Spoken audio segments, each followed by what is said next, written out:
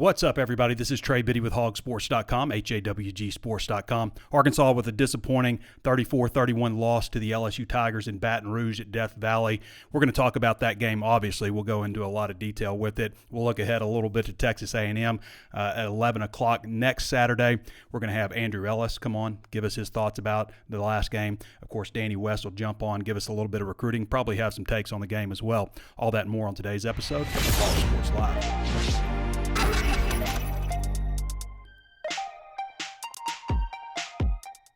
And before we get started, I want to remind you there's plenty of ways to watch and listen. You can always follow us on Facebook and subscribe to that channel if you haven't done so already. Also available on YouTube. Subscribe there and hit the notifications bell so you're alerted anytime we upload new videos. I was watching some of the engagement stuff on the Walk and Talk yesterday, and 71% of the people that watch the Walk and Talk weren't even subscribed to the channel. Don't you want to be notified anytime we upload new videos? So subscribe to the channel, interact with it, and throw us a thumbs up or a like on both of those outlets if you haven't done so already. Also available on Apple Podcasts, Spotify, Google Podcasts, anywhere else you can think of to find your favorite podcast. If you haven't thrown us a 5-star review on your favorite podcast device, then go ahead and do so. We'd love to have that from you. All right, everybody, where we want to start off. Let's just do a couple of housekeeping things. Arkansas and Ole Miss in 12 days has been set for kickoff. It's going to be on SEC Network. It's at 6:30 p.m. Great time slot in Oxford. So that's number 20 Ole Miss in 12 days. Arkansas in Oxford, 6:30 p.m. SEC Network. Good time slot. I was looking at the line for the coming game on the Bet Saracen app. Arkansas is plus 6.5. Plus 200 on the money line, and the over-under is 55.5. What do you think about this one? You like Arkansas to win? I like Arkansas to win this one outright if they play like they did Saturday against LSU. We'll get into that game here in a little bit. Just hold your horses. We're getting there. Arkansas came out of the game pretty healthy. Still no update on whether or not Rocket Sanders is going to play on Saturday, but you're going to have bumps and bruises. That was the first question I think I asked Sam Pittman today, just how healthy you came out of the game. And I don't remember anybody just like being taken off due to injuries, and that's happened the last couple of games, so that's good news. This is obviously a very physical sport, but as physical a game as that was, you're going to have a lot of bumps and bruises, aches and pains, ankles, knees get sore, all those types of things. Eric Musselman announced the restructuring of his coaching staff for Arkansas basketball. This is pretty good news here. So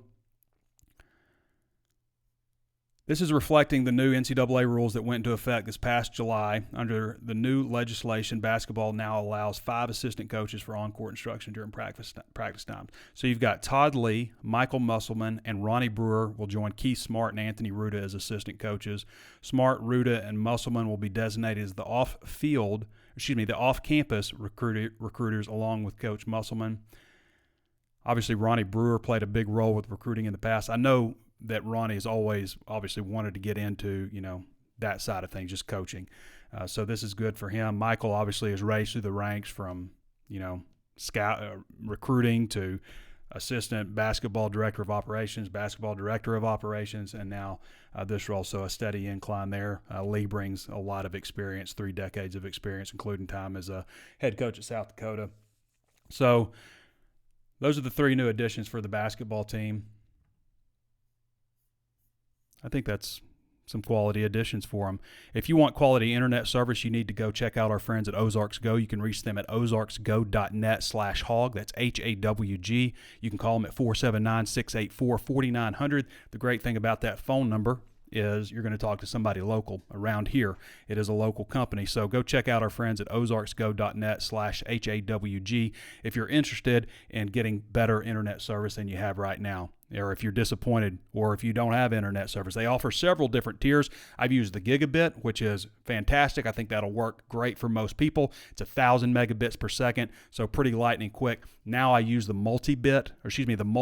It's 2,500 megabits per second, and it is, for me, a guy that uses a ton of internet, obviously. This is streaming right now live, and, all the TVs and all the devices and stuff like that. If you want great bandwidth, and if you want it to feel like it's literally instant, like going through YouTube, just like no lag at all, then go check them out. My experience with them has been 100% uptime I have not had any unexpected outages with Ozarks Go. I've never had to unplug it. I've never unplugged it and replugged it. Honey, why isn't the internet working? Dad, why isn't the internet working? Never had any of those arguments. None had any of those frustrations. Never had a problem with the TV not working because the internet's down. Never. That's been my experience. So I've been certainly very pleased with them. Had them for the last 2.5 years. Go check out our friends at Ozarks Go. All right. How's this going to go? How am I going to talk about this game? I try to do it, obviously I've, rehearsed. I've written, stuff on the game and stuff, but also try to go, a little off the cuff. So, but I've got some notes here on, what I want to talk about with the game Saturday. Is it pathetic that they lost to Texas A&M? Or excuse me, that they lost they're not losing to Texas A&M, that they lost to LSU? That's a strong word in my opinion, like embarrassing. I see all these things from fans, and I get the roller coaster of emotion and stuff. But to me, it's disappointing anytime you lose, and your standard should always be to compete for championships. And I get, the moral victory crowd out there and all that kind of stuff. You should never be happy with a loss, okay? You should never be happy with a loss. It is difficult to go on the road in an environment like this and ask, in my opinion, for more than to be in it at the end of the game. And if you're in it on the road against a quality ranked team with a lot of talent and a good quarterback, if you're in it at the end, then half the time you should win those road games. And to me, that's a good spot to be in. When you're thinking about Arkansas and Arkansas history, 8 wins is a good season. It's not a great season, but it's a good season, right? By relative to the past. So to me, going on the road to LSU in that environment and playing the way they did, yes, we've got some complaints. Too many penalties. The defense just kind of allayed a lot of times in the second half. We've got some complaints. But we're going to have complaints in football. It's just the nature of the beast. It's the game, okay? I was obviously disappointed they lost. I was encouraged by the way they battled. If anything, it made me more upset about the way the BYU game played out with 14 penalties. I can understand in some way 11 penalties on the road. I'm not thrilled with it. But in that environment, I can understand it a hell of a lot more than I can 14 at home. Now, there were some of those penalties against BYU that I thought were ridiculous. Like going back and watching it, I couldn't believe some of the stuff that was called and how unevenly it was called. But to me, seeing them play the way that they did at LSU, and when it would have been easy to point fingers and easy to lay down and easy to do all of those things, basically, it makes me a little more upset about the way they played against BYU. Because Arkansas, there's an interesting distinction between should and could. Should they be or could they be? They could be at least 3-1 right now and possibly 4-0. And I would say they should be 3-1. They should have beaten BYU at home. Okay. I think that there's a potential that the defense was just a little worn out at the end of the game. I think it's the same on both sides. When you look at the snap counts for LSU players and the snap counts for Arkansas, a lot of starters playing mostly. So I look at the defensive line. They were basically rotating two groups, 4 and 4, over and over again. You didn't see Zach Williams but for about 4 snaps. We didn't see Nico Dabier. We didn't see Tank Booker. He had a little bit of a knee issue. We didn't see those guys. I think that they probably got a little bit worn out eventually. It was pretty muggy and hot. I think they eventually got a little worn out. The linebackers, Pupal never came out of the game on defense. Jaheim Thomas came out of the game a couple times just when they didn't have, like when they were in like a dime package and they only had one linebacker on the field. Otherwise, he played the whole game. Didn't see Antonio Greer coming in. Didn't see Jordan Crook coming in. Didn't see Brad Spence coming in. It was just those two linebackers. I thought it was interesting when you look at the secondary because in the past few games we've seen Hudson Clark kind of rotate both safety spots, nickel, kind of like going all the way around, and the other guy's kind of getting a breather. In this game, Hudson played basically the entire game. I saw him for like maybe 3 snaps. I think he might have saw at nickel at the end of the game. Otherwise, he was just at safety. And then they rotated Walcott and Johnson. Everybody else just pretty much played the whole game, aside from Jaheim Thomas and Jalen Braxton rotated there a little bit. But you did not see near on defense the same rotation that we've seen in the first few games.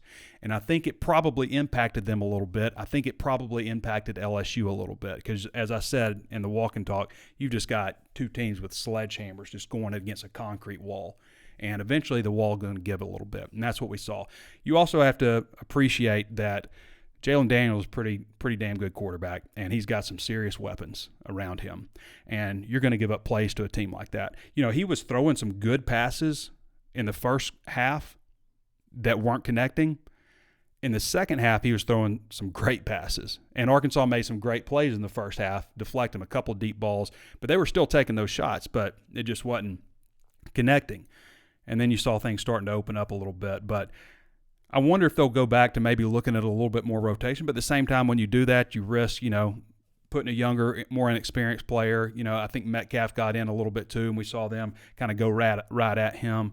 So when you do that, you're giving that up also. But it's also important to keep your players fresh for the end of the game. And it's a very physical matchup. Now, I want to say this.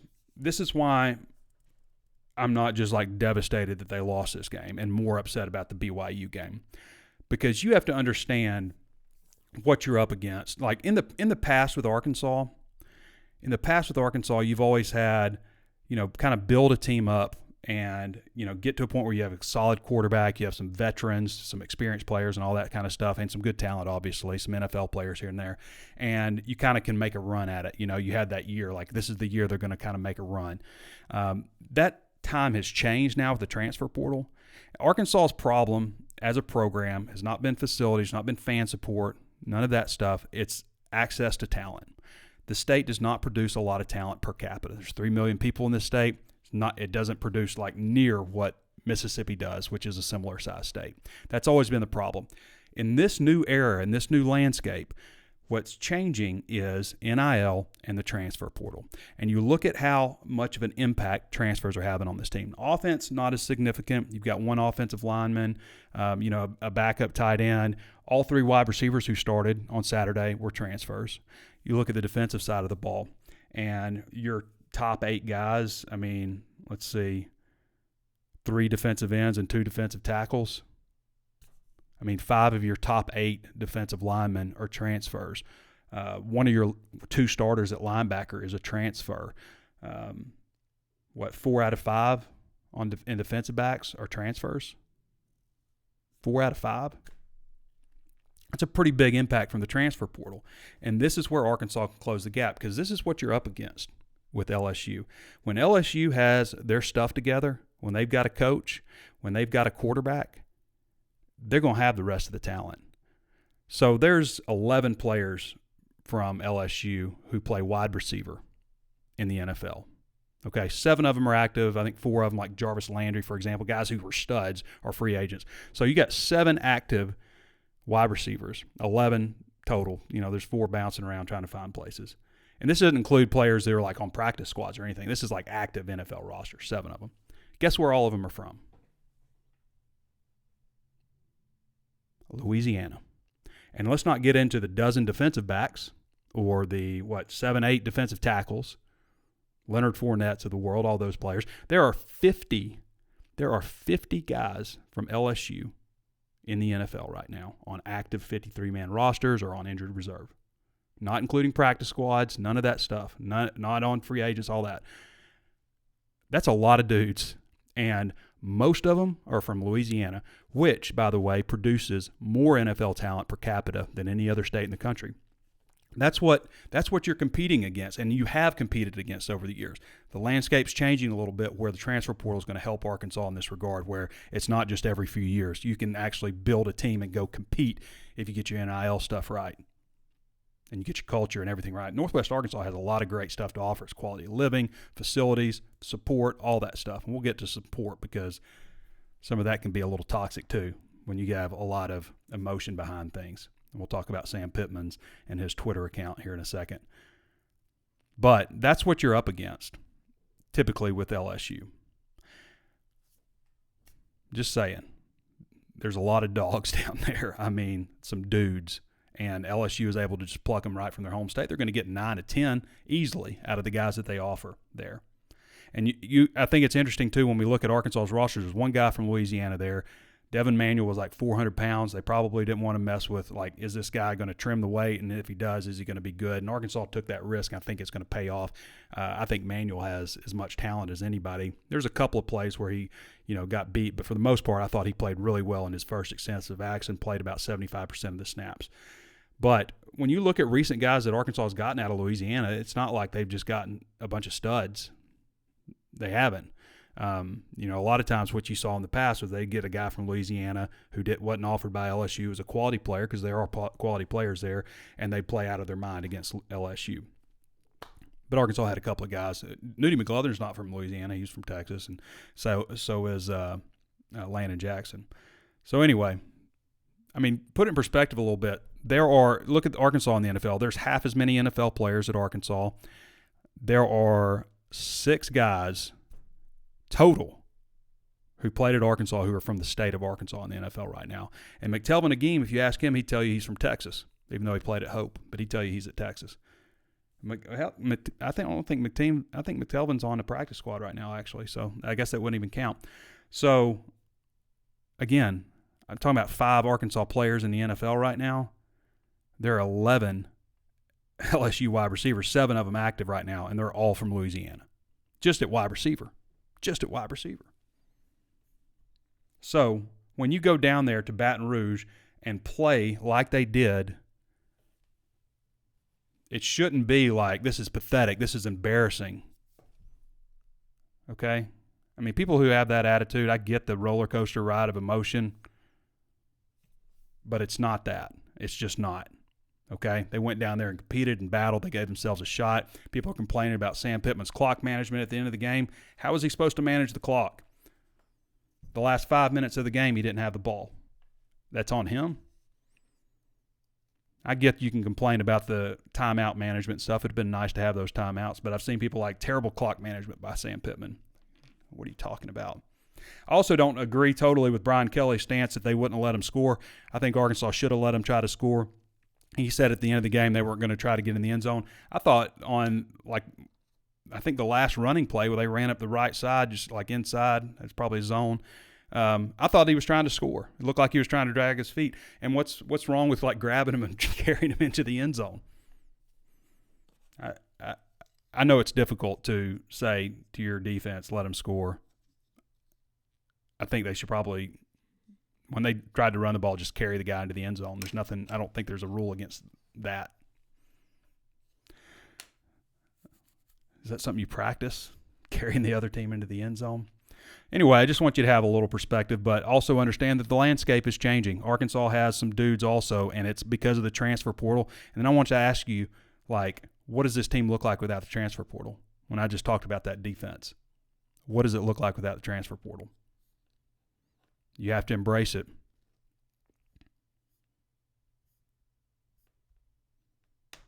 I've got a lot of thoughts you can read on HawgSports. I'm not going to go through play-by-play some of the things that I noticed, but I did think Josh Braun, Brady Latham, Bo Limmer, for the most part, played well. Obviously, you got to cut down on the penalties. That's too many penalties. I thought Manuel played well. Chamblee definitely gave up that big hit at the end. I think that's maybe the last we saw of Chamblee. But, again, who's he going against? Maybe the best defensive guy in college football. Chamblee's going to be a good player. It's just, as I've said, not quite there yet. I still stand by what I say. I think this is the most talented roster that Sam Pittman has put together at Arkansas. If they play like they played Saturday, they're going to win a lot of games the rest of the season. The thing is, we've also seen them play how they played against BYU.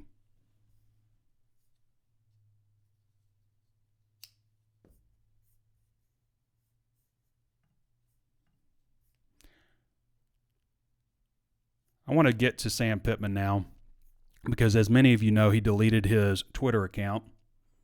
And I understand why he did it. I've had issues, not anything on the scale that he's had. But I get why he did it. Let's get to him. Let's see what he has to say. But Sam Pittman deleted his Twitter account. He's going to bring it back, but I think he was just kind of tired of it.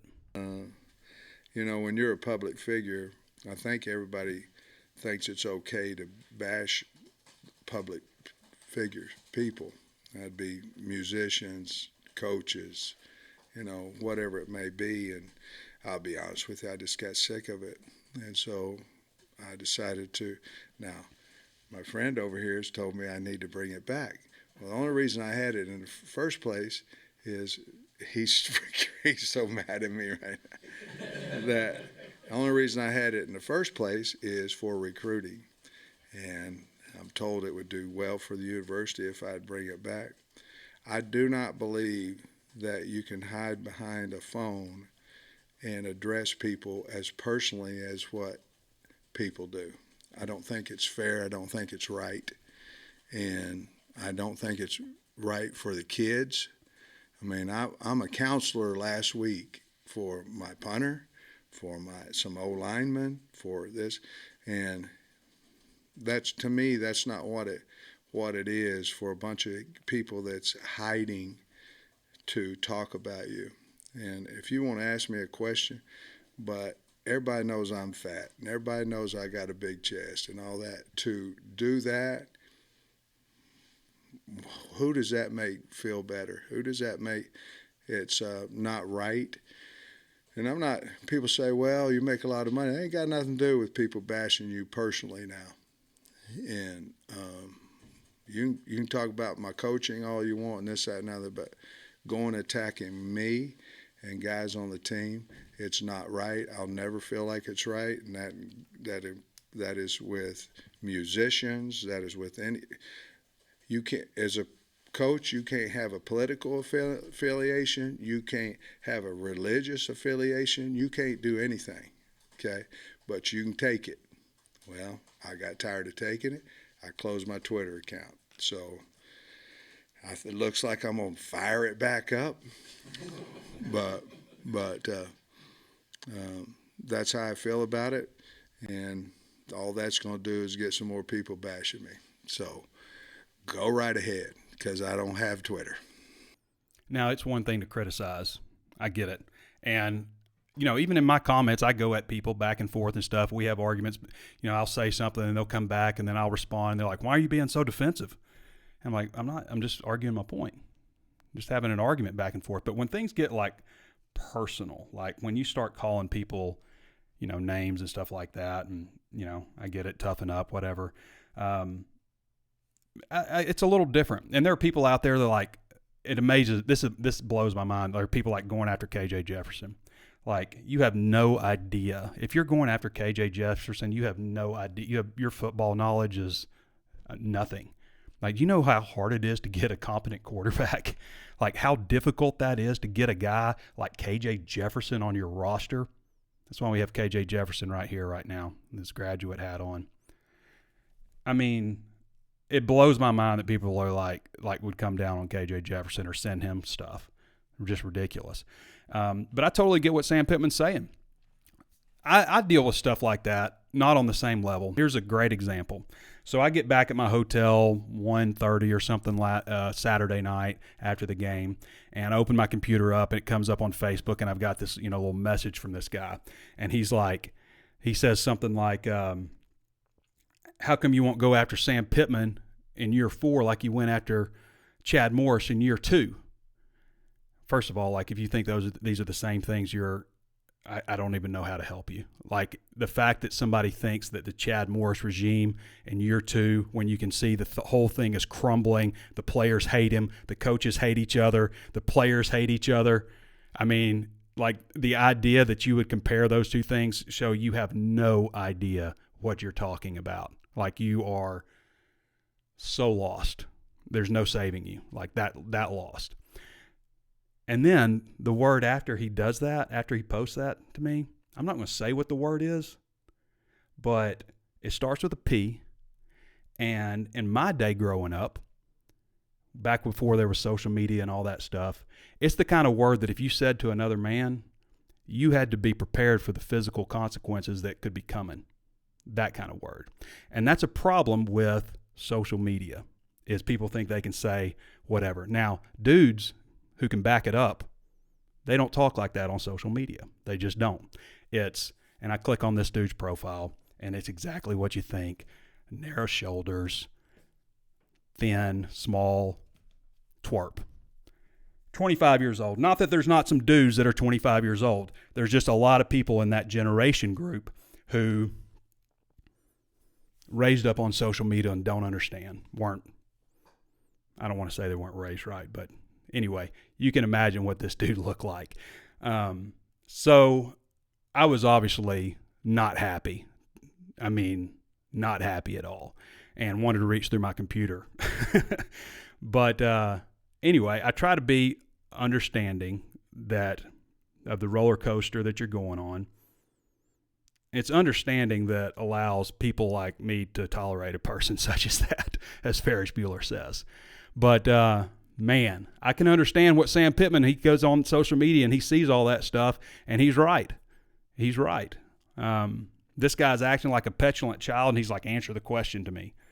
Like I owe you something, like the entitlement. Like I'm going to have a private one-on-one conversation with you. I reach thousands of people. You're not even a subscriber to my website. Like, get out of here. Do better, man. Look at yourself in the mirror and do better. I can understand like criticism, like, hey, Trey, your show isn't very good. You need to do this better or something, or you say too much, or you say you know too much. Sure, let's talk about that. But, man, that one got me, especially coming from somebody like this. So I understand Sam Pittman's frustration. However, you can't delete your social media. You can't delete Twitter. His sports information director, Kyle Parkinson, is probably right on that, as who he's pointing to in the video. You can't be the only coach in the SEC without your Twitter account. I don't know if Saban has one, but you got to reinstate it. You just do. So those are my thoughts on that. I can kind of relate to Sam Pittman. Not near on the level that he has it. Not near on the level that he has it. But this guy's asking me why I won't act. Like, the fact that you think Sam Pittman and Chad Morris are on equal footing is ridiculous. And I understand the roller coaster of emotion. I imagine you were it was late at night, whatever.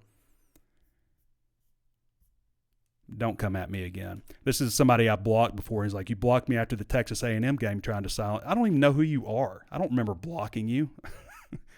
Get out of here. All right. We're going to go to Andrew Ellis. I'm sure Andrew Ellis has a lot of people talking noise at him. Andrew coming with some strong takes last week. I'm interested to see what he has to say as much as anybody else. Trey Biddy, what's going on? Oh, not much, Andrew. I'm just kind of putting some people on blast a little bit. But I wanted to get your take, change gears a little bit. What you think about the game on Saturday? You got any kind of opinion you want to share with us? I thought I was going to have to come on here and defend the honor of 25-year-olds. I heard you talking some smack earlier. But, I also said I'm going to do that. I also said there are a lot of dudes who are 25. Started thinking about it. You said, wait a minute, I know some studs that are 25. Exactly. Let me think about that. Exactly. But I just know that there's a generational problem, and with some people that age who just don't get it. You do, though. Well, I appreciate that. But on to the actual game. I'll start by saying this.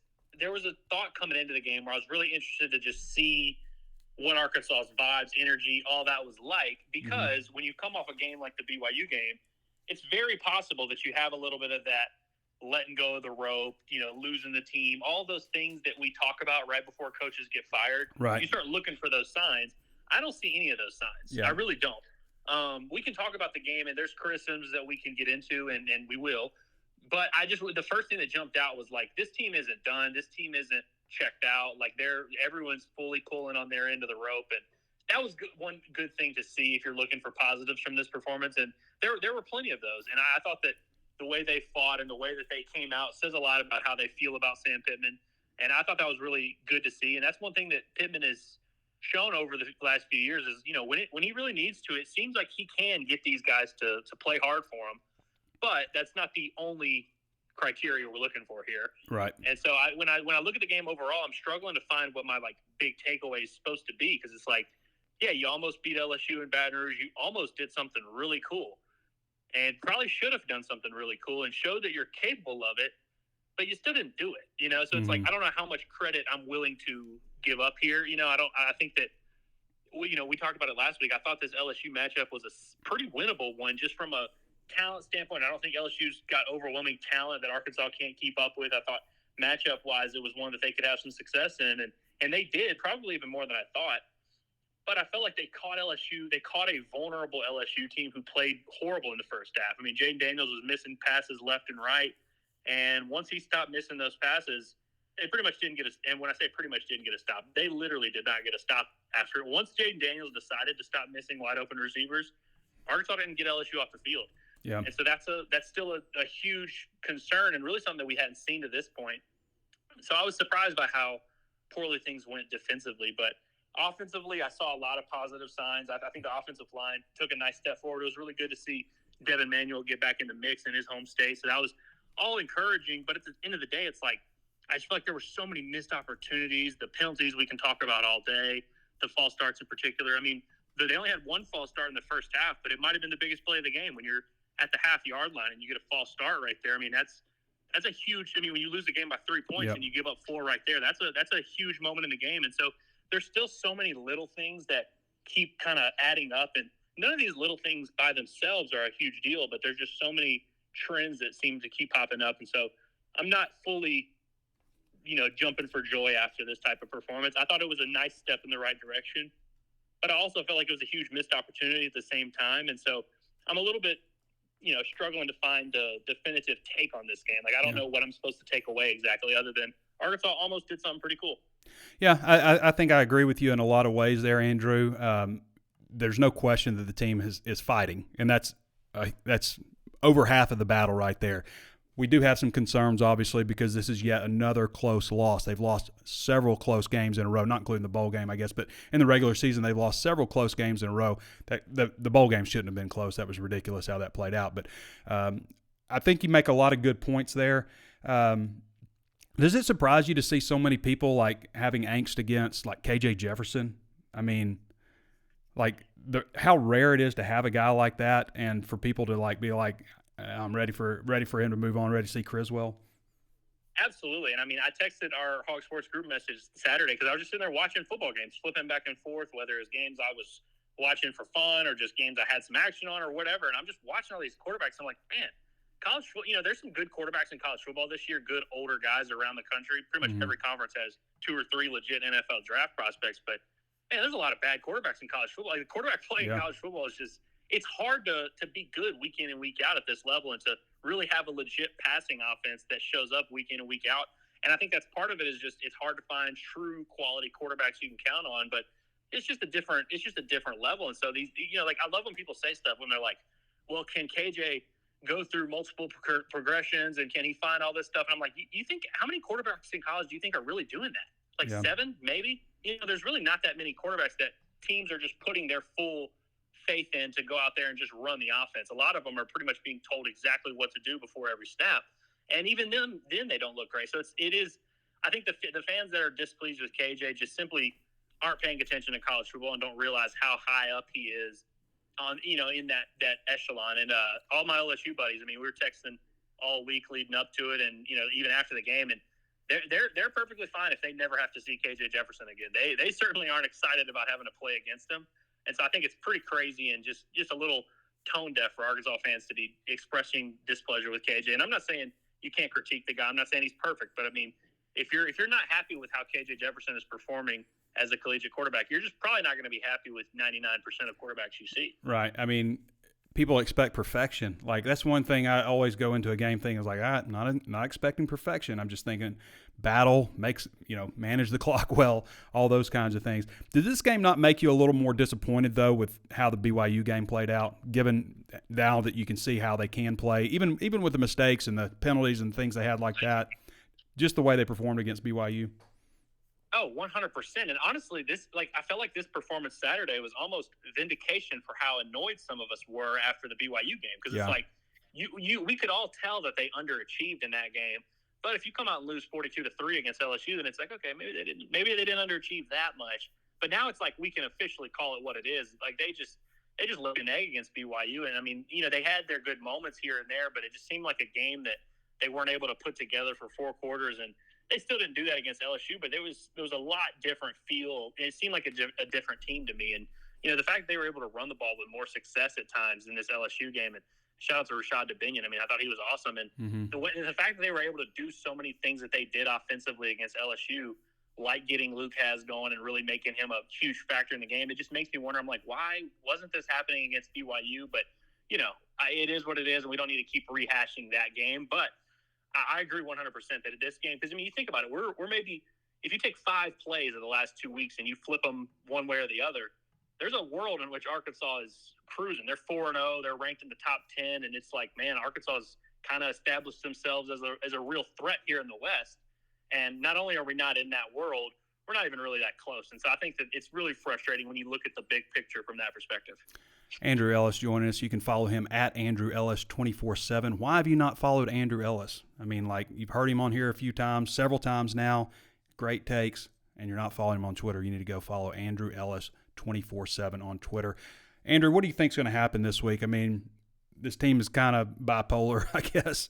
Well, I mean, is it impossible to judge? I mean, if they played like they played against LSU, I think they win the game. But if they played like they did against BYU, then probably not. Yeah, and I mean, it may be oversimplistic, but that's kind of what it is. It's like if this team has shown us what they're capable of, and we know, we saw this team in fall camp. We looked at all the pieces. We've looked at it on paper. We've dissected it as much as we can. Arkansas has a good enough team to compete with just about anybody, especially in the West outside of Alabama. I mean, we saw that with LSU. So I mean, this is a winnable game, and this is one of those, when you're looking at this 4-game stretch that we've been talking about for months now. We're now at the point where it's like, all right, if you don't win this one, are you really going to go beat Ole Miss on the road? Or are you really going to go beat Bama on the road? And it really just this game right here could set the tone for the entire season. I don't mean to be dramatic here, but I think if Arkansas loses this one, it's really easy to see how it snowballs here, and all of a sudden they're 2-5, and people are really stressed, and they should be if that's the case. But I think that if you're able to come out and you're able to perform and put together a decent 4 quarters and get the job done at all costs, whatever it takes, it's a lot easier to justify a lot of the things that we're sitting here talking about, especially if they're able to make some improvement in some of these key areas like penalties and just defensively having some breakdowns. I really think that this is a game that it's not a must win or anything like that, but I think Arkansas can win it. And in my professional opinion, it would be in their best interest to play well and go ahead and win this game this weekend and get things back on track, and maybe get people off your social media a little bit if you're Sam Pittman. So far, Arkansas hasn't beaten anybody. I mean, I had them going 8-4 this year. I believe you had them going 8-4. Is that right, Andrew? Ahead of the season. Yes. And they haven't beaten anybody yet. I think they've shown that they're absolutely capable of they're going to beat some teams. Obviously, I think if they play like they did, even if they play against like they did against BYU, there's still teams on the schedule that they're going to beat. But they're not that far off of. And I predicted them. What did you predict them in this road stretch, this 4-game stretch? I think I know I went 1-3. I believe I went 1-3, and I think last minute I changed my mind and had them beating Ole Miss instead of beating A&M. I just I felt like I couldn't talk myself into them going 2-0 in that stretch there. Weirdly enough, at this point right now, I feel more confident that they could win these next 2 games. But I think when I was doing it preseason, I was like, I just can't see them going 0-4 in this stretch, but I also don't want to, have it like that. And so I think I had them beating Ole Miss and not A&M. Yeah, so I've got them going 1-3 in this stretch. If they can go 2-2 in the stretch, then that changes. That gets them back on track to where we kind of thought they would be. It's obviously going to be disappointing looking back, at that BYU loss. But if they can do that, then they can get back on track, I think. And I've got them losing to Missouri at the end of the year just because that's what they do. So who knows how that game could play out and, get back on track. Who knows? But any other thing you want to add, Andrew, before we cut you loose? I just have one thing to say, and just in the interest of talking to people behind the phone and on social media, Jake Beckett, stop being weird on social media. Like, just you got to give it up, dude. Look, Hog fans will look past a lot, and they have looked past a lot, but even the weirdest Hog fans are like, what's going on here? Like, it's just a very weird thing, and now he's taking shots at Sam Pittman. Jake Beckett, we're going to give you a get-out-of-jail-free card if you're watching right now. Either reach out to me, we'll help you come up with a statement, but just stop doing this weird bit on Twitter. I'm all for committing to the bid, but this is a bad one. You got to find a new one, and we'll help you find it. I promise you. Just reach out to me directly. All right, everybody. Andrew Ellis. You can follow – see you, Andrew. Appreciate you, brother. Have a good one, Trey. All right, everybody. You can follow Andrew at Andrew Ellis 24/7. Andrew does a great job, as you can see, and if you're not following him on Twitter, you absolutely should be. And reading his content at HawgSports, where it's just $1 right now for your first month at HawgSports.com. Andrew covers the whole breadth of Arkansas athletics, from football to basketball, and you know him also from his baseball coverage. Okay, we're going to get to Danny West now. I know you follow Danny West. He's up to almost 50,000 Twitter followers, but if you haven't, then he's a great follow. You can follow him at Danny West 24/7. He's the HawgSports recruiting analyst. Danny, how you doing, man? Hey, buddy. I'm doing well. How are you? I'm doing good. We had Andrew Ellis on here just a moment ago, kind of breaking down some of the things that we've learned from the game, and just want to get your quick thoughts on things before we talk about any recruiting information. Sure. Yeah, I'm probably like anybody else. I didn't expect them to win the game, so it's hard for me to get on here and just, raise Cain over it. But I picked them to lose by 2 touchdowns, and they lost by 3 points. And I don't know if you're like me, buddy. Once the game starts and you've got a chance to win, I think you still have a right to feel disappointed if you don't win, and if you kind of blew it a little bit. And that's 2 weeks in a row, Trey. Maybe I'm wrong, but I just look at the penalties. I'm going to stop talking about penalties after this show. I promise. I think people are annoyed by it at this point, so I'm going to cut it valid, out after this. But I think it's valid. And I think it's the truth. I think for the second week in a row. Now, I also understand penalties, and there's a lot that goes into them. There's different varieties of penalties.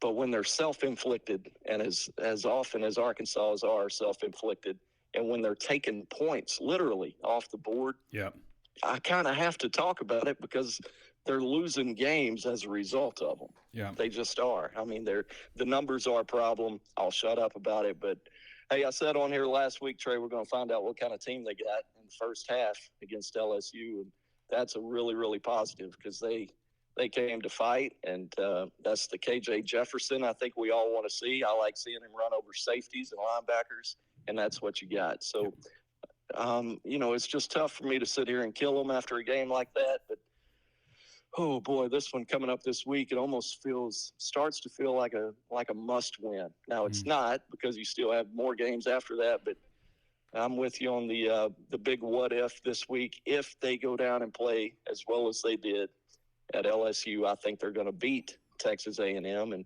what does that really mean, though? When we talk about if they play next Saturday the way they did last Saturday, that's not what it means. It means if they show up today, Tuesday, and Wednesday this week the way they did last week is really what it amounts to. And I feel good about them because of how they responded after the BYU game. It would have been really easy. I'm sure I'm repeating what you've already said, but when LSU is your next game and you got to go to their place on Saturday night and they've just figured it out a week prior and beat the crap out of somebody in the SEC, it would have been really, really easy to fold up and not have the fire. And I've been really impressed by them. So I'm going to bank on them doing that again, get up off the mat, and I'm going to give them a good shot this week. Yeah, I think you're right, Danny. And what the LSU game showed us, I think, as much as anything, is they've got the dogs to go to war with. They've got the guys. And that's not something that you can always say, like, they had a great game plan, but they just didn't have the athletes. And I think in this point, I think the thing that's discouraging is we've seen just so many close losses here lately with Arkansas going back to last season. I think Sam Pittman deserves a ton of credit for what he inherited at Arkansas, the roster that they've built, all the changes that they made this past offseason, because those are tough decisions to make. You've got massive turnover with the roster, the coaching staff, and the strength staff, all of those things that they did. Those are tough decisions to make, and the roster is in so much better shape since he took over.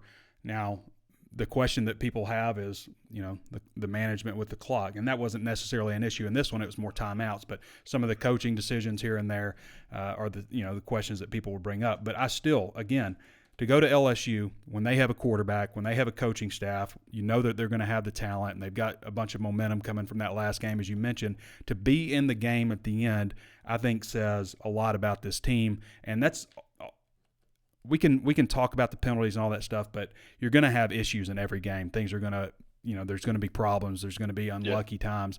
You're going to have that every game. But to be able to have the guys to go into LSU and battle and be in the game at the end with an opportunity, to me, that's what you ask for any road game in the SEC against a talented, ranked opponent. That's what you ask for. And if you do that, then half the time you can come out with a win. And that, to me, is generally going to be pretty solid record if you win your home games. Going back to Twitter, which seems to be the popular theme of the day, I put out a tweet the other night after the game, and I simply said, and I thought most people understood what I was saying, but I said, you'd sure feel good if that was your first loss of the season. Are you kidding? Is that controversial? No. I don't think so. But, meaning, of course, as a reminder, they got beat last week at home against a BYU team that we had just seen lose at Kansas that very day. So I had this guy come at me and say, of course you're going to spin it and defend the program and stuff. I was like, those guys are out there. We got a freaking reading comprehension problem going on, I think. So there's a lot of great people in this state, Danny. There's also, just like every state, a lot of dudes like that. And I get the same thing, man. Like people just like completely misinterpreting what I'm saying. Oh, we're okay with losing now. Dude. It's something else, man. I also tweeted, well, at least it's deer season or something, and some old guy told me, good, we don't want your negativity anyway. Go to the deer stand. People are, brother, I'm going whether you want me to or not. Dude, people are emotional after games, and I have to understand that, You have to have understanding. I've already quoted Ferris Bueller, so I'm not going to do it again, but no, I'm going to do it. It's understanding that allows people like us to tolerate a person such as yourself. Oh, I like it. Yep, it's timely. All right, Danny, any quick recruiting stuff? I know it's a road game, but obviously, and they're going to Arlington where they can't talk to the recruits and stuff. So, sure. But anything you got for us?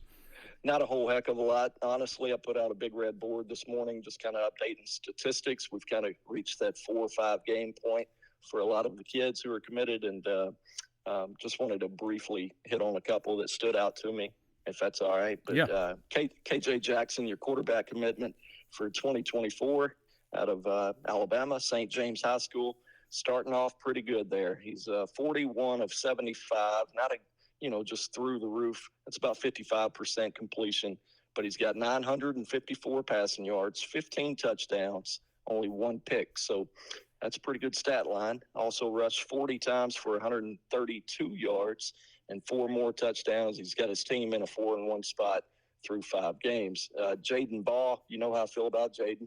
I think he's probably a 4-star in my book. But, another do-it-all type guy for Columbia High School. He's thrown for 80 yards. He's rushed it 41 times for 386 and 7 touchdowns. But then you look at what he's done as a wide receiver, 171 and a touch on 9 catches. That's got to, me, I went to Rising High, but that's got to be a pretty good average there. So Jaden Baugh also on 25 tackles defensively, took a pick back for a touchdown. Those are some really impressive numbers in my opinion. Courtney Crutchfield, obviously one of the top receivers in the country. He went into last Friday. I don't have his updated stats, but went into last Friday with 11 for 248 and 5 touchdowns. I think he had a pretty good night, but we'll check back on Courtney's stats. But outside of that, not a whole lot, man. It's September. It's, when Coach Pittman don't have Twitter, there's not a whole lot of offers going out, Yeah. So bear with us. I think he'll be getting back on there. But Baz asked me a couple weeks ago on the 103.7 spot that I do every Friday morning. He asked me what I make of Coach Pitt being off Twitter, and I said, well, that transfer portal is going to be popping here in a couple months. I guarantee you he's going to be on Twitter when those transfer rumors start happening. So I wouldn't freak out about it. And I will say I totally understand and appreciate, matter of fact, where Coach is coming from on that. And I think it's more of a society issue than college football or anything. But I'm with him on a lot of the stuff he said today. It made a lot of points. Yep. All right, Danny. Appreciate you, brother. Oh, that's it. All right. Yep. All right. See you, buddy. All right, buddy. All right, everybody. That's Danny West. Sorry the show's running a little bit long. We got practice today. All right. We're going to go to some questions. All right, we'll go to some questions.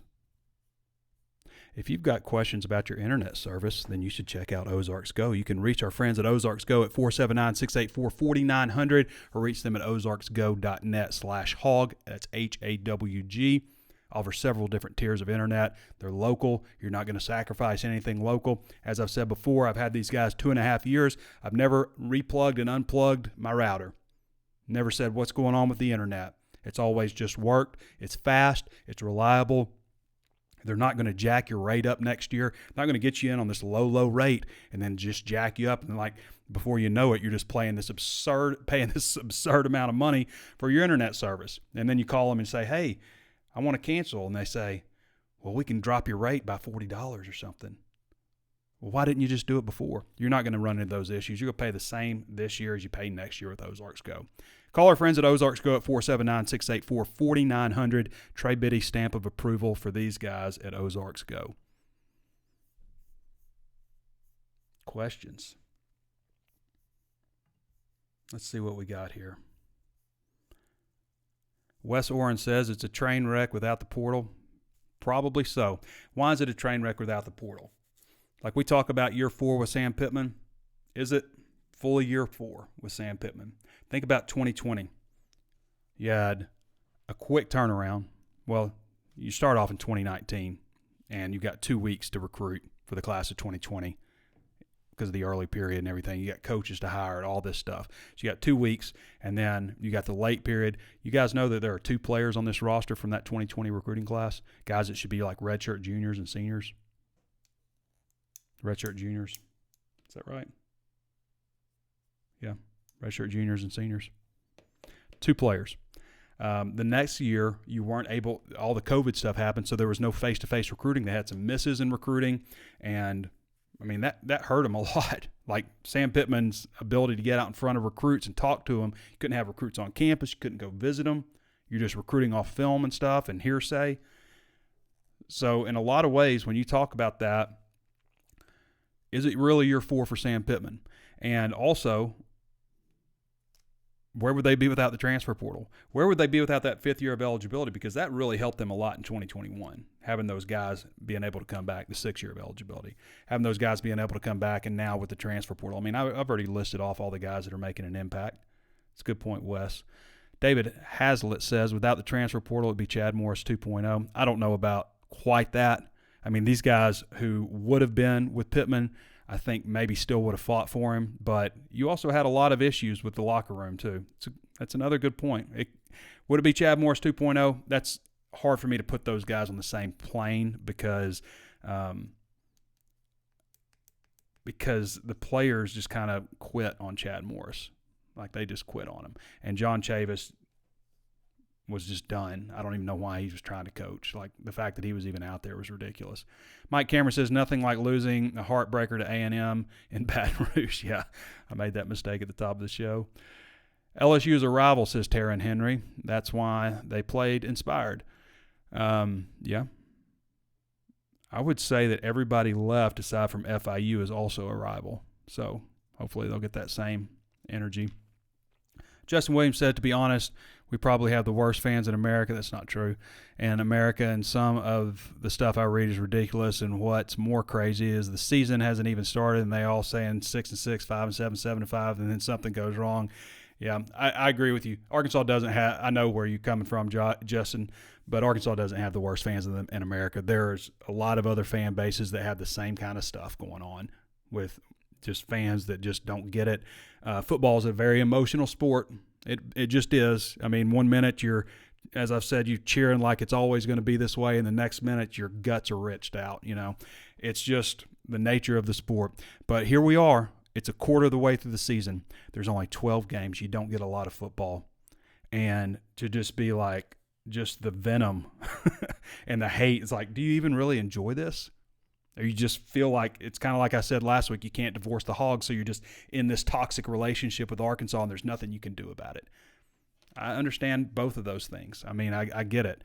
But, yeah, I mean, like I predicted 8 wins. A lot of people predict 8 wins. They're fine with it, and they recognize from the outset, like, you know, this would be a good season. You know, the ball bounces the right way a couple times, and, you know, maybe you have a great season. Maybe you get to 9, 10 wins.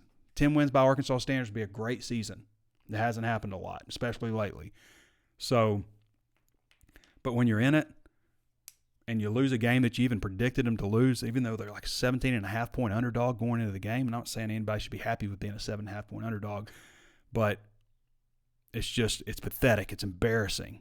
I can't stand this. It reminds me, guys, so I was in the elevator with this guy. I was waiting to go into the elevator after the game. All right, I'm back at the hotel, and this guy's standing there, and he's one of these guys that kind of talks like this. I don't know if he's from Louisiana, but he kind of sounded like he was from the north or something. But he goes, "You a scout? Who you here scouting? Who you here scouting?" And I go, "I'm not a scout. I'm in the media." He goes, "Oh, in the media, who do you work for?" He's got a Razorback hat on. He has no idea who I am, which tells me there's plenty of meat left on the bone, I guess, for my reach.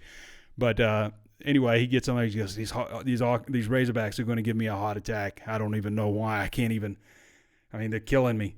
And I was like, yeah, we're talking as the elevator's going up. And then he goes, he says something about he's got a nephew. He's like, I got a nephew. And I'm going to have to say a cuss word here. So if you got kids, because the story's not going to work, he says, I don't cover baseball. Those of like Andrew covers baseball. I'm not into it as much. I watch Arkansas and stuff, but that's about it. My baseball knowledge. He's like, my nephew he's over at Texas A&M, plays short. You heard of him? And I was like, no, I hadn't heard of him. He goes, you hadn't heard of him? What do you mean you hadn't heard of him? Son of a bitch hit 380 last year. And he's like talking to me like I'm like off of my floor and the elevator doors are closing. And he's talking to me like this conversation is going to just continue and I'm never going to see him again. I just thought that was hilarious. He goes, son of a bitch hit 380 last year. I looked at Texas A&M's baseball roster. They got a guy that hit 355. Maybe that's who he's talking about. But I just thought that was a hilarious exchange with this dude. What do you mean you don't know him? All right.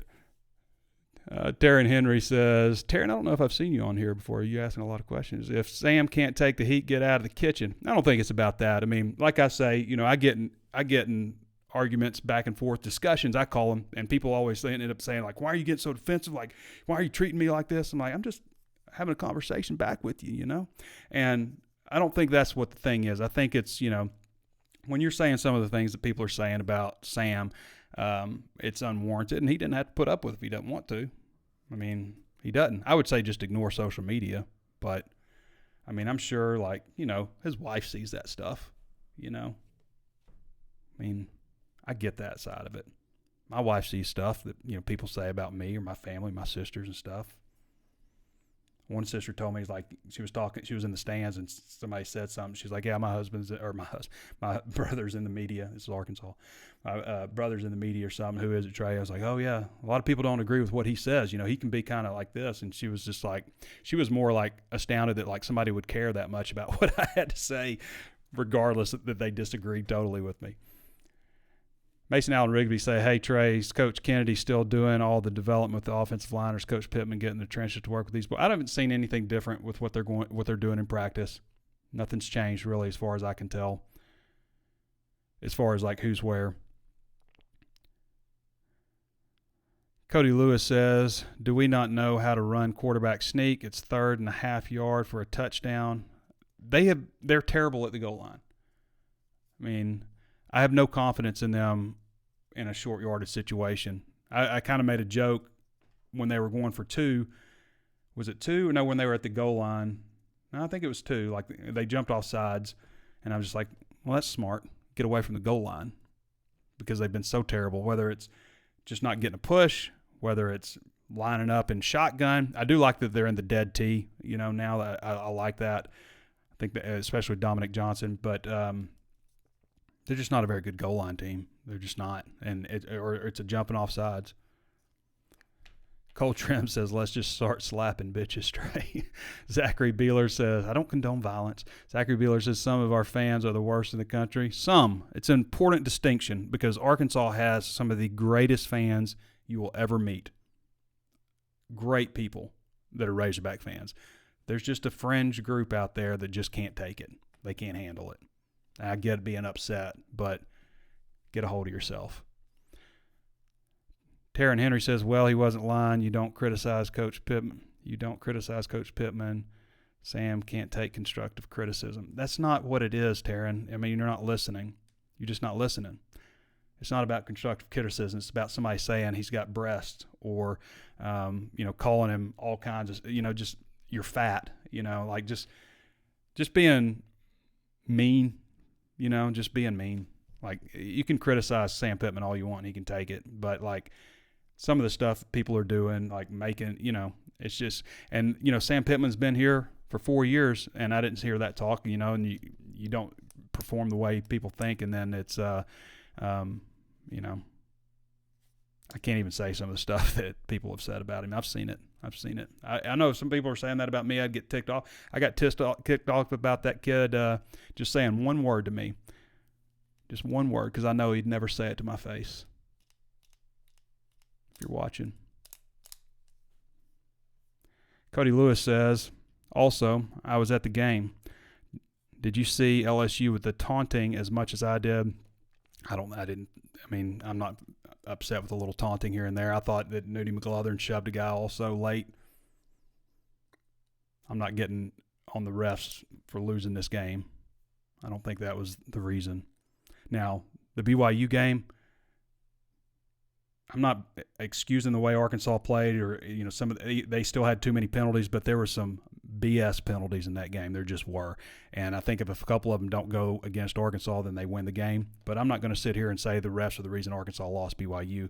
I thought that they just didn't play very well overall. Hogs beat A&M by 13. Bobby doesn't get his revenge. I'm sure Bobby Petrino's got all his best stuff lined up for this one. He does, and he's a hell of a play caller, as we all know. I think Arkansas is going to go down there and beat them, though. Justin Williams says, I'm sorry to break it to everyone, but this is not year 4. This year 4 talk is nonsense if anyone counts. Kobe, yeah, kind of the same things I was saying, Justin. You actually said that 33 minutes ago, though. Brad Hutchinson says, we have a delusional fan base. We are not a perennial 10, 11-win program. People forget we are not far from being a 2-win team. Yes, but that's not the measuring stick for Arkansas football either. 10, 11 wins, probably not. Neither is a 2-win team. Pittman was exactly what we need. He was. He was kind of like, in the same way, what Houston Nutt was in 1998, and people got frustrated with Houston, and I understand that too. It's hard to be anywhere for 10 years. But he was what they needed at the time. And he's gotten Arkansas back to respectability when they were the laughingstock of college football. The laughingstock. Like, not just a laughingstock, but the laughingstock. That's like getting your butt kicked against North Texas in your own backyard, and on top of that, you have one of the more ridiculous plays, punt return situations that could possibly happen. It's getting your butt kicked against Auburn in your own backyard, and then having, again, one of the worst, most ridiculous punt plays ever. So everybody gets to see it, because everybody's going to want to see this punt play, this punt return or whatever, and then, Arkansas got slammed by North Texas. Arkansas got obliterated by Auburn. That is where Arkansas football was, okay? There's been disappointments. The Liberty game last year, the way they played against BYU, sure, those things happen. But, like, for people to compare, like, and say Chad Pittman and stuff like that, ridiculous stuff. And I'm not saying Sam Pittman won't get fired at Arkansas eventually. He probably will. He probably will be fired. You know why? They all get fired. Or they run out, or they leave on their own, because it's just become time. And for those who are like just constant negative and constant angry and constant fire everybody, you're going to be right eventually. Congratulations. You lived under a rain cloud for 4 years, and you get to be right for one day. Brian Cogbill says, I think you do a great job, Trey. Appreciate it. Enjoy your walk and talk. I think we need to give Sam this year and next year to see what happens. I mean, like, if things go to hell this year, which could happen. I mean, it happens in college football. I don't think that he would get fired this year, but you would have a really toxic offseason. And if things went bad next year, then he absolutely would be. And he knows that. He knows that as much as anybody. I promise you. I've never heard a coach say the word fire as much as Sam Pittman has in his career. Jerry Redwine says people who call people names and then get personal online can't fight for real. Bold on the internet, softer than butter in real life. It's 100% right. People who can back it up, don't get on the internet and start talking noise to people and calling them things like that. They just don't. They just don't. People, arguing is one thing, but people who can back it up don't do that kind of stuff. Taryn Henry says, well, Trey hyped us up more. We're going to go 10-2 or 11-1. Just said we should win the rest of the games.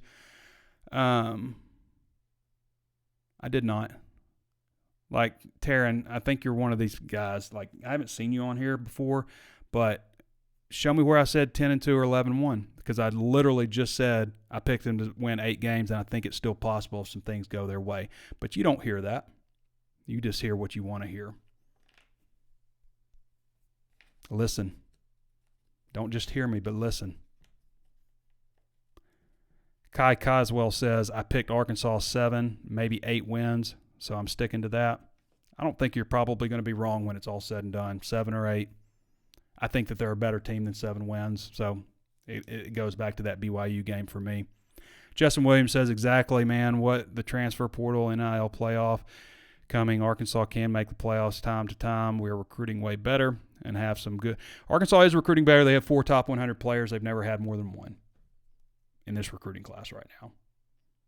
I mean, getting studs in the high school ranks, it's not anymore about just like getting guys who can fill roles for you in the high school ranks. It's about getting studs in the high school ranks and then going out and getting veteran, solid players in the transfer portal. That's how you're building teams now. And you got to have a quarterback. And most teams aren't lucky enough to have a guy like KJ Jefferson. Most teams in the SEC would take KJ Jefferson as their quarterback right now. And there are fans that are like, I'm ready for him to move on. Get out of here. Garrett Haley says a generational problem, especially the millennials and Gen Z. There's a lot of dudes who are millennials and Gen Zs. There's just a higher ratio of people who don't know how to interact socially with people. That's all. I'm not coming down on 20-year-olds. Not at all. Some of my favorite people, some of the most solid guys I know are in their 20s. But it does seem like there's a group of people that just don't get it because they never had to really interact with anybody, and they're just on social media, and they think that's how to talk to people, and they're hiding behind a keyboard. I mean, it's obvious. Like, whenever I see somebody like that, I'm just like, yep, I know exactly what you are. I can't even say that word. The grandification of America. Garrett Barnes says, are we injured at the DB position? No, I mean, they've got some guys there. I think they probably could have rotated a little bit better to stay healthy. Singletary definitely got picked on a little bit too much. I mean, Singletary's got a lot of potential. He's a former 5-star, got a great build. I mean, but he definitely got picked on, and I think it's just an experience deal. The guy's playing basically, his 4th college game. I think that's probably a big part of it. Nudie played well overall. I thought Hudson Clark played well, but they had some issues here and there. And also, I mean, Jaden Daniels is a hell of a quarterback, guys. I mean, like, you have to understand that there are some passes that he was making that are indefensible. And the wide receivers that LSU has, I mean, there's guys that are going to the NFL. They've got talent. It's not like they're just out there not practicing, not preparing, not recruiting. It's football. You're going to give up. You're going to give up some stuff.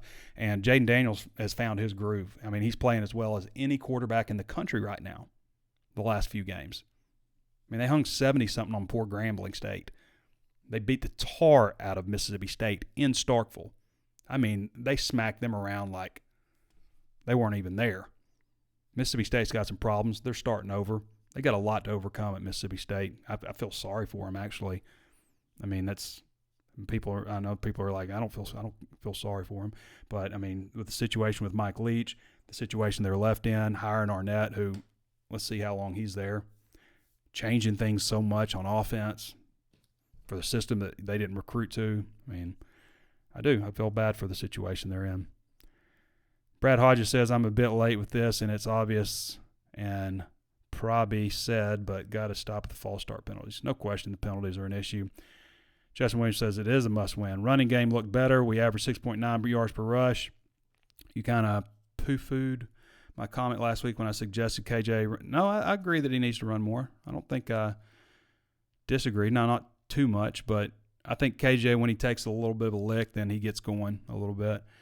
Maybe it was just a coincidence that he carried the ball 15 times.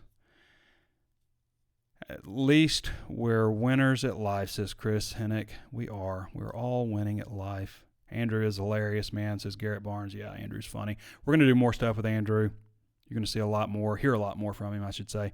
Steve Miller says, because you know the pressure of going to college full-time while playing football at a Power 5 school is ridiculous. Oh, this is talking about a generational problem. It's a lot of pressure. I mean, Sam Pittman talks about, they got guys in counseling, and you have to, because you get on there and read some of the stuff on social media that people say about you, and these guys are young, and imagine just, going from high school where you're the star and everybody wants to be your buddy, and you go to college and you make a mistake, and it's just like, you suck, and it's everywhere, and everybody sees it. Your family sees it. I mean, that's a lot. That's a lot to deal with. And it's part of it. It's part of it's part of what you sign up for, It just is. Part of what I sign up for is dealing with stuff like that too. And it's not even close to the level they deal with. Brian Spears says, would our offense not have more success if we spread and ran empty sets? I mean, I don't think if they can do what they did on offense last week and do it this week, the problem with the offense is penalties, in my opinion. I don't think it's offensive scheme. I think KJ I think they're, had to figure some things out about how things go, about how things work. But I feel like they've done some empty stuff, haven't they? I feel like they have, shifting a running back out of the backfield. Garrett Haley says, Steve, Garrett, these guys are going after each other. All right. Oh, my gosh, we got 112. All right, let's see if I got anything. Didn't look like they rotated linebacker. They did not rotate at linebacker at all. It was just two linebackers the whole time, unless they had Al Walcott down on the linebacker level. Lucas is a beast. I don't even know if we've talked about Lucas, but, dude, that guy he's the closest thing to Brock Bowers. Freshman year Brock Bowers there is in college football right now, I think. I'm not saying he's Brock Bowers, but he's the closest thing. Somebody said, he was not even being covered. Trey Biddy could have caught those passes. No, I wouldn't have. I would have been killed at the goal line on that hit he took right at the goal line. I'd be there dead right now. He took a shot. I think we're good. Everybody. All right. Do better, Hog fans. If you got an issue like calling people out on Twitter and stuff like that and being a jerk, just do better. That's on you. So, all right, everybody. We got practice here in a little bit, so I got to go. I'm actually on drive time here in a little bit, too. I'm on at 4:30, so I got to wrap it up. All right, everybody. Thanks for Andrew Ellis for joining us. Danny West, of course, all your questions, all you great Razorback fans out there, which is a overwhelming majority, and I know that. Thanks to all of our subscribers at HawgSports.com. Thanks to our sponsor, Ozarks Go. If you haven't checked out Ozarks Go, now's a good time to do so. And HawgSports is just $1 right now for your first month. Let me know in the comments below. Arkansas on the Bet Saracen app is plus 6.5. So pick to lose by 6.5, plus 200 and 55.5. Plus 200 is the money line and 55.5 is the over-under. I want to know what you think. Where should the money go on that one? All right, everybody. Thanks for joining me. This has been Trey Biddy with HawgSports.com, and we'll catch you next time.